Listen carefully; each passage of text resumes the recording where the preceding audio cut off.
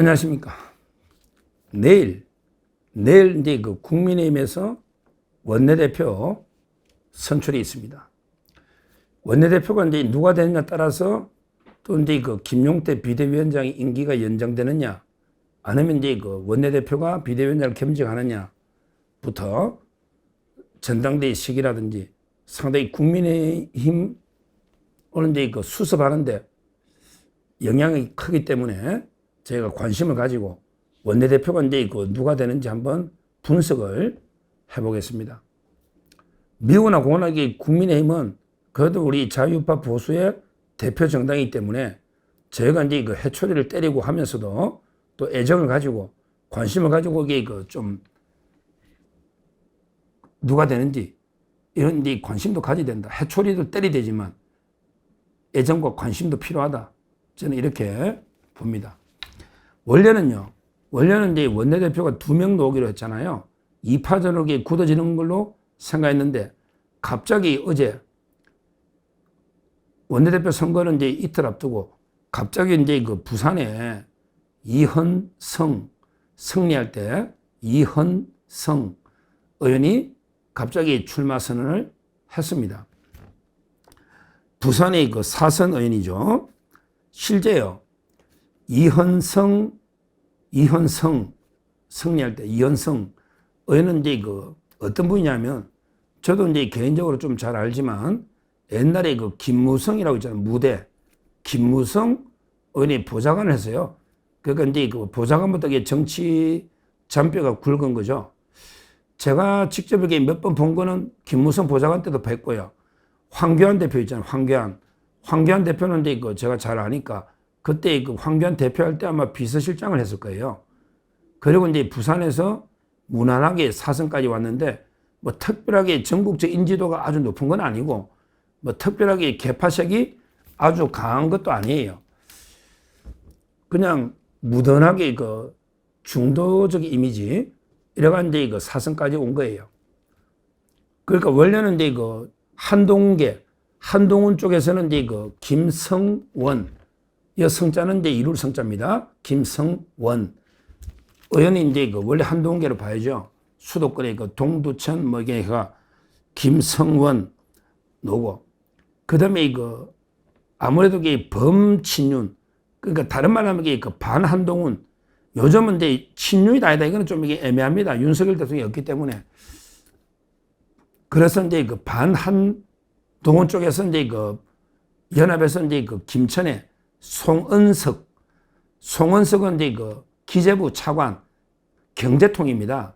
김천의 그 삼선 의원 송은석 이렇게 그 2명이 원래는 예정돼 있었는데 근데 왜 갑자기 놓았을까? 아마 이제 그 전 2가지 이유로 봐요. 이현성 의원이 놓은 게 그 2가지 이유로 하나는 이제 그 우리 부산 경남도 하나 있어야 되는 거 아니냐? 부산 경남 지금 TK하고 수도권만 있으니까 실제 지역적으로 보면 이게 부산 경남이 TK보다 더 많죠? 왜냐하면 이게 인구가 많으니까. 거기다가 부산에서는 전재수 빼고는 이게 전부 다 국민의힘이잖아요. 우리가 압승했죠. 경남도 그 아마 한 3개 빼고는 다 이겼을 거예요. 그러니까 이제 그 가장 국회의원이 많은 게 부산 경남인데 우리도 하나 내야 되는 거 아니냐 이런 생각도 하나 있을 수 있고 그보다는 이제 그 워낙 송은석, 김성원 너무 이게 그 친한동훈 또 이게 반한동훈 이렇게 개파 싸움 가면 좀 그러니까 중도적으로 하나 놓자. 좀 이게 그 사이 중도 이미지가 이현성입니다. 그래서 이제 놓은 게 아닌가 저는 2가지 이유로 이렇게 분석을 합니다. 자, 그러면 이게 그 판세는 어떻게 될까? 중요한 거는 이제 그 판세잖아요. 판세는 제가 보기에 그 김성원 의원은 이제 그 옛날에 그 수해복구 갔다가 사진 좀 잘 나오게 빛 좀 더 내려. 그래가 이게 징계까지 당한 참 이게 어떻게 보면 부끄럽죠. 뭐 제가 이게 꼭 한동훈 개라서 이게 비판하는 게 아니고 그렇게 객관적으로 부끄러운 건 부끄러운 거죠. 그때 징계도 했으니까. 근데 김성원 의원은 이제 그 한동훈 쪽에서 민원표가 한 20표 정도 나오지 않을까. 20표 정도. 그리고 이제 그 개인적인 인연들이 있거든요. 예를 들어 부산에만 놓고 보자고요. 부산에 보면 이제 이거 확실하게 그 한동훈 계보가 가장 한동훈 계보가 조경태가 있죠. 조경태.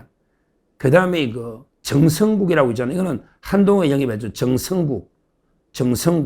그 다음에 그 조경태. 이런 딸게 그 다음에 정연욱이라고 왜 기억나시죠? 장해찬 지역구에 장해찬 공천 취소하고 동아일보 출신. 그게 정연욱이잖아. 요 세 명의 확실한 한동훈계가 있거든요. 그런 게 전국적으로 보면 한 20명 가까이 된다 봐요. 근데 이제 그 외에도 조금 뭐 자기 개인적인 친분에 따라서 이게 조금 갈 수가 있다 봐요. 예를 들어 부산도 뭐 김희정이 있다 의원 있죠. 김희정도 그 김성호하고 친분이 있으면 갈 수 있고. 그 다음에 이거 한동훈계인지 아닌지가 애매한 거 있잖아. 세모표. 대표적인 게 주진우 의원. 주진우는 이게 법률위원장이잖아. 그 다음에 저하고 또 이게 그 대학 동기 곽규택 친구인데 검사 출신. 곽규택이도 주진우도 이게 그 김민석이 청문위원인데 요게 그 한동훈계라고 하기도 애매하고 아니라고 하기에도 애매하고 조금 이게 세모표를 치는 거죠. 세모표. 요런데 몇 명이 조금 더 김성훈 쪽에 갈 수도 있겠다. 뭐 이런데 그래서 제가 분석하기로 이게 많이 놓으면 한 30표 가까이 놓을 수 있겠다. 김성훈은 저는 이래 봅니다. 30표. 그러면 이제 이현성은 이제 얼마 나올까? 그러니까 부산의 사람들이, 부산 의원들이 그래도 그 1차 투표에서는 너무 이게 사선 의원이고 부산인데 너무 작게 놓으면 이게 또 망신 아니냐. 따라서 그 부산 의원들이 조금 1차 투표에서는 좀 밀어주자. 왜냐하면 이게 어렵더라도 이게 너무 작게 놓으면 몇 표 안 놓으면 또 이게 사선인데 선배고 부산인데 이런 데 분위기가 좀 있다고 합니다. 그래서 조금 이게 1차에서는 아까 말한 한동훈계 한 몇 명 빼고 나머지 의원 중에서는 이제 조금 표가 놓을 수는 있겠다. 부산 중심으로. 또 경남은 또 달라요. 경남은 이게 또 친윤이 많아요. 김태호 의원, 우리 제 고향 선배지만 김태호 의원은 뭐 약간 이게 세모, 한동훈하고도 세모 이렇게 보지만 친윤이 많고. 그래서 제가 보기에 이현성 그분이 갑자기 출마했거든요. 따라서 이게 선수는 사선이지만 이분이 뭐 크게 전국 인지도나 투쟁력 이런 걸 보여준 건 없잖아요. 따라서 이게 저는 결선 투표에서 이게 올라가기 어렵겠다. 그래도 이게 역시 아직은 송은석 이분이 TK 광범위한 지지와 그다음에 PK 일부 그다음에 반한동훈 친윤의 범친윤의 지지를 받고 있거든요. 물론 내 본인은 친윤이 억울하다. 아니 내 옛날에 김호진인가 옛날에 내가 친윤 윤석열 대통령 차관하고 경선까지 했는데 그때 국토부 차관인가 넣었잖아요. 김천에. 내가 이게 무슨 친윤이냐. 이게 좀 억울하다고 하지만 그래도 이게 친윤이라 뜻은 아니고 반한동훈 정서가 많아요. 국민의힘의 의원들도 이게 한동훈은 안 된다. 이런 여론이 압도적이거든요. 그러니까 이제 반한동훈 표를 결집하면요. 뭐 저는 지금도 이게 제 분석은 이제 송은석 의원이 가장 유력한 거는 변함없다. 이렇게 분석을 합니다. 다만 이제 1차에서 과반이 되면 끝나고요. 1차에서 과반이 안 되면 결선 투표로 가거든요. 따라서 결선 투표로 송은석과 김성훈이 가가지고 송은석이 되느냐, 아니면 이게 1차에서 과반해가지고 송은석이 되느냐, 이 정도 차이 아닌가. 제가 분석하는 건 그렇습니다. 물론 이게 제가 법률 전문가고 이게 물론 정치평론도 제가 10년 이상 했고 또 근데 정당에서 제가 기획위원도 많이 했고요. 그 다음에 현역 의원들을 제가 많이 알기 때문에 분위기를 다 물어봤죠. 예를 들어 대구에 누구 의원도 물어보고 경북도에 물어보고 또 한동훈계도 물어봐야죠. 한동훈계 의원한테도 어떻게 물어보고 이렇게 제가 많은 취재를 했습니다. 몇십 명. 제가 근거 없이 하는 이야기는 아닌데 근데서 우리 역대 선거 중에 이런 말이 있어요. 모든 선거 중에 결과를 알아맞추는 게 가장 어려운 게 원내대표 선거다. 요거는 제가 책임을 피하려고 하는 소리 아니고 제가 틀리더라도 너무 이게 욕하지 마라 제 책임을 피하려고 하는 이야기는 아니고 실제 원내대표 선거라는 게 몇 명이 안 되잖아요. 투표하는 사람이 100여 명이잖아. 107명. 근데 그 중에 여러 개인적인 친소도 있고 이게 있기 때문에 예측이 아주 어려운 건 아니지만 제가 이제 쫙 분석해본 거, 취재해본 거 종합해보면 한동훈계가 한 20표에 그 다음에 개인적인 친분이나 또 이제 이런 게 있을 수 있잖아요. 또 개혁 가야 된다. 뭐 김용태 위원장을 또 이게 김성호에는 2달 정도 임기를 더 연장해야 된다. 뭐 이런. 그러면 이게 김용태는 원래는 한동훈계가 아니지만 김성호를 밀 수가 있는 거죠. 한 표를 던질 수 있는 거 아닙니까? 예를 들면 이런 게 한 10여 표 놓을 수 있다. 그러면 이게 한 30% 정도 놓을 수 있겠다. 그 다음에 이현성은 부산 쪽에서 조금 놓을 수는 있겠다. 근데 워낙 갑자기 놓았잖아. 출마 의지도 없고, 뭐 권력 의지나 이게 아니고, 더군다나 이게 크게 뭐 인지도나 투쟁력을 보여준 건 아니잖아.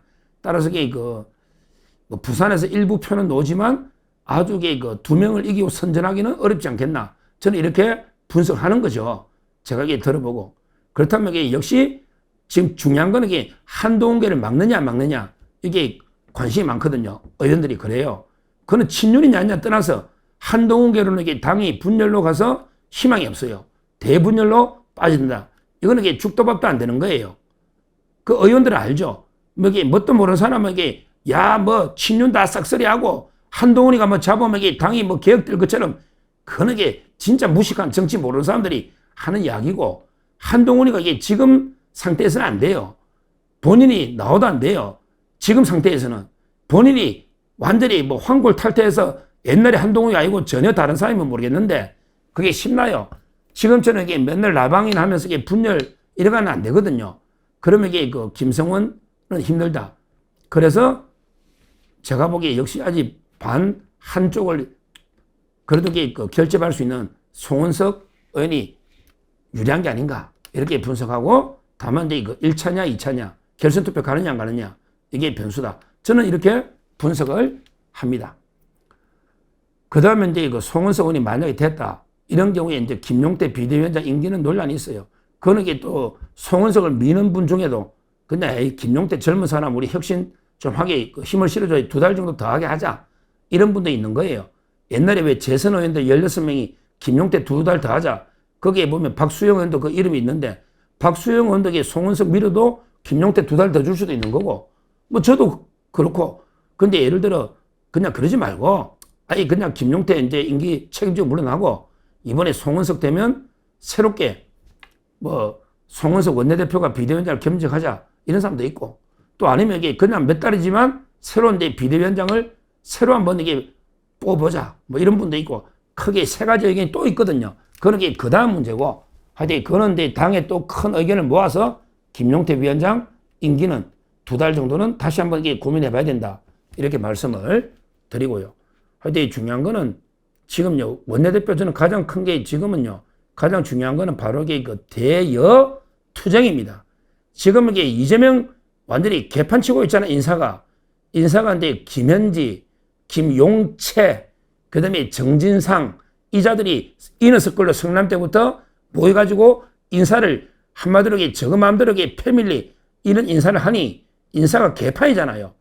벌써 이제 오광수 민정수석은 낙마했고 그 다음에 김민새도 완전히 사냥총에 맞아가 추락하는 새처럼 아예 그냥 날개가 없이 추락하고 있잖아요. 김민석이도. 거기다가 이제 이한주도 이너서클인데 지금 어린이날 상가를 선물로 줘버려? 부동산 투기. 이거 심각하거든, 국정기획위원장이. 지금 부동산 값이 뛰고 있잖아요. 서울도. 이런 이제 낙말놈이 한두 놈이 아니다. 거기다가 이제 국정원장 이종석. 제가 보기에 저는 직무만 보면 가장 부적합한 자입니다. 이놈은 이게 국정원장 할 놈이 아니야. 통일부 퍼주는 거하고 국정원 북한 간첩 잡는 데라고. 국정원장. 이자각이 말도 안 되게 필리핀까지 북한 공작원 리호남 그 만났는데 같이 따라갔잖아요. 이화영이하고. 이종석은 이게 반드시 검증을 해가 이거는 국정원장 하면 안 돼요. 북한의 부역자인데.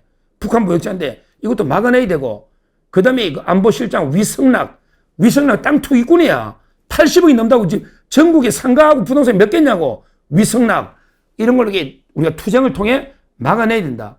그러기 위해서는 이게 원내대표 역할이 상당히 중요하다. 지금 이번에 내일 제대로 뽑아서 이제 어느 정도 당내 갈등은 좀 수습하고요. 우리 대여 투쟁, 강력한 외부 투쟁을 해야 내부가 단결이 됩니다. 이렇게 하나 돼서 나아가야 된다. 이 말씀을 드리고 내일 제가 나름대로 분석한 거니까 혹시나 틀리더라도 아까 말했지만 원내대표 예측이 제일 어렵다. 이 말로 이게 제가 책임 면할 수 있는 건 아니지만 하여튼 내일 결과를 한번 이렇게 보시면 되겠다. 저는 송은석이 되지 않을까 이렇게 한 표를 던집니다. 감사합니다.